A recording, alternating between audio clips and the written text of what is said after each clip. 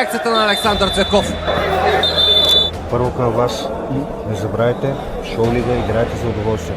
Успокойте двата отбора, не искам такива неща да се повтарят. Не искам такива неща да се повтарят. A few moments later. Здрав Курусев Здрав Курусев срещу... и Александър Цветков. Погледнете обаче какво прави Здрав Курусев и след това реакцията на Александър Цветков. Се малко пъти. Първо не дай булка. Защо? Добре. Той има много мерак да е шамарен долу.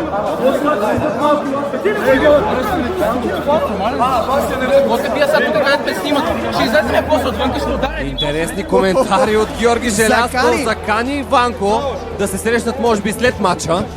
Двете десятки извън терена. Да, не спираш да провокираш, предупредихте. Аз им казвам за какво. Добре.